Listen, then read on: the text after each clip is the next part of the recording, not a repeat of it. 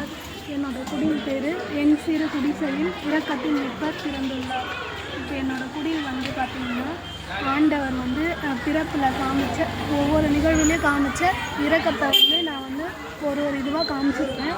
இது வந்து எல்லாமே என் கை வண்ணத்தால் செஞ்சது தான். நான் வந்து குடில் சேர்த்து பொம்மை மட்டும்தான் வாங்கினேன். மற்றபடி இந்த எல்லா பொருட்களுமே எங்கள் வீட்டில் இருந்த எளிமையான பொருட்கள் வச்சு நானே செஞ்சுருக்கேன். பார்த்திங்கன்னா கன்னி மரியா இல்லம் கப்ரியேல் தூதர் கன்னி மரியாளுக்கு மங்கள வார்த்தை உரைக்கிறார்.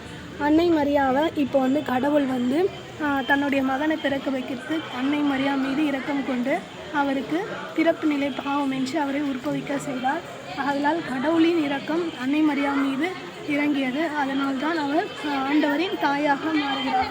அடுத்தது பார்த்திங்கன்னா அவங்களுக்கு வந்து வானதூதர் எலிசபெத் அம்மா கருவுற்றிருப்பதை சொன்ன செய்தியை கேட்டு அன்னை மரியா தன்னிடம் இருந்த பொருட்களை எடுத்துக்கொண்டு எலிசபெத் அம்மாவை சந்திக்க செக்கரியா எலிசபெத் இல்லம் சென்று அவர்களுக்கு வாழ்த்து கூறுகிறார். வாழ்த்து கூறியதை கேட்டு அவர் வயிற்றில் இருந்த குழந்தை உவகையால் துள்ளிற்று. பிறகு பார்த்திங்கன்னா இப்போது அன்னை மரியாவுக்கு கடவுள் கொடுத்த இரக்கத்தை அந்த நம்மளுடைய அன்னை மரியா எலிசபெத் அம்மாவுக்கு கொடுக்குறாங்க. அதனால் அவங்க வந்து அவங்களோட வயிற்றில் இருக்கிற குழந்தைக்கு ஒரு முன்மாதிரியாக நடந்து இருக்கிறாங்க. மூணாவது பார்த்திங்கன்னா யோசேப்புக்கு வானதூதர் கனவில் தோன்றி அன்னை மரியா தூய்மையானவர் என்று வானதூதர் அவருக்கு சொல்லுகிறார். இப்போ பார்த்திங்கன்னா யோசேப்பு நேர்மையாளராக இருந்ததால் கடவுள் தம் மகனுக்கு அவரை தந்தையாக ஏற்படுத்துகிறார். அவர் நேர்மையாளராக இருந்ததால் அவர் மீது இரக்கம் கொண்டு அவருக்கு கடவுளுக்கு தந்தையாக அவரை ஏற்படுத்துகிறார். அடுத்து பார்த்திங்கன்னா மாட்டு தொழுவத்தில் தான் அன்னை மரியாவுக்கும் சூசையப்பருக்கும் இடம் கிடைக்கிறது. அங்கே வந்து பணக்காரர்கள் இருந்தும் பெரிய விடுதி வைத்திருப்பவர்கள் இருந்தும் அவர்கள் அன்னை மரியாவுக்கும் சூசையப்பருக்கும் இடம் கொடுக்காமல் விட்டு விடுகிறார்கள். அப்பொழுது ஒரு ஏழை மட்டும் அவர் அன்னை மரியா கருத்தாங்கி இருப்பதை பார்த்து அவர் மீது இரக்கம் கொண்டு அவருடைய வீட்டில் இடமில்லை என்றாலும் அவருடைய மாட்டுத் தொழுவத்தில் அவருக்கு இடம் கொடுக்கிறார். அவர் மீது இரக்கம் கொண்டு அந்த மாட்டுத் தொழுவத்தில் அவங்க வந்து இடம் கொடுக்குறாங்க. அடுத்து பார்த்திங்கன்னா இப்போது நடக்கிற மண் சரிவு மலைச்சரிவு இயற்கை பேரிடர்கள் அனைத்தும் நடந்து கொண்டிருக்கின்றன ஆங்காங்கே. இப்படி மனிதர்களின் பாவத்தால் ஏற்படுகின்ற இந்த நிகழ்விற்கு ஆண்டவராகிய இயேசு மீட்பு கொடுக்க பெத்லகேமில் மாட்டுத் தொழுவில் பிறந்திருக்கிறார். அவர் பார்த்திங்கன்னா மனிதர் மீது இரக்கம் கொண்டு கடவுள் வடிவில் விளங்கிய அவர் தம்மை இறைவனாக நினைக்காமல் தம்மை கடவுள் வடிவில் விளங்கிய அவர் கடவுளுக்கு இணையாயிருக்கும் நிலையை வலிந்து பற்றி கொண்டிருக்க வேண்டியதொன்றாக கருதவில்லை. ஆனால் தம்மையே வெறுமையாக்கி அடிமையின் வடிவை ஏற்று மனிதருக்கு ஒப்பானார்.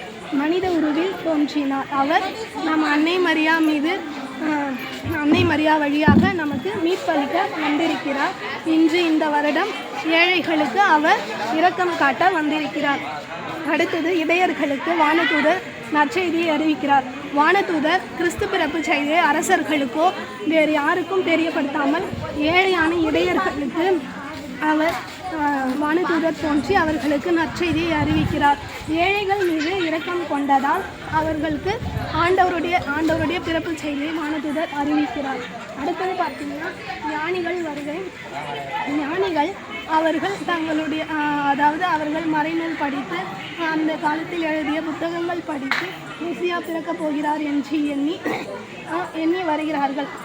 கடவுள் உலகில் உள்ள யாவருக்கும் இதை தெரியப்படுத்தாமல் அந்த ஞானிகள் நேர்மையாளர்களாக இருந்ததால் அவர்களுக்கு இரக்கம் காட்டி கிறிஸ்துவின் பிறப்பை அவர்களுக்கு வெளிப்படுத்தியுள்ளார். அடுத்தது மாசில்லா குழந்தைகள் மற்றும் ஏரோது கொடிய மனிதராய் சிந்தனை கொண்டவராய் இருந்து அவரை எதிர்த்து இந்த குழந்தையை எதிர்த்து விடுவாரோ, எதிர்த்து அரசனாக விடுவாரோ, நம்மை கொன்று விடுவாரோ என்ற பயத்தில் சின்னஞ்சிறு குழந்தைகள் என்று கூட பார்க்காமல் 2 வயதிற்கு உட்பட்ட அனைத்து ஆண் குழந்தைகளையும் கொள்கிறார். ஆனால் கடவுள் அக்குழந்தைகளின் ஆன்மாக்கள் மீது இரக்கம் கொண்டு அந்த ஆன்மாக்களை தன்னுடைய வானதூதர் படையில் என்றும் ஆண்டவரை போற்றி புகழ சேர்த்தருகிறார். அவர்கள் மீது இரக்கம் கொண்டதால் இந்த நிகழ்வு நடந்து கொண்டிருக்கிறது. எனவே இரக்கத்தின் ஆண்டவர் பிறந்துள்ளார். இந்த வருடம் நாம் அனைவரும் நம்முடைய இரக்கத்தை அனைவருக்கும் தருவோம்.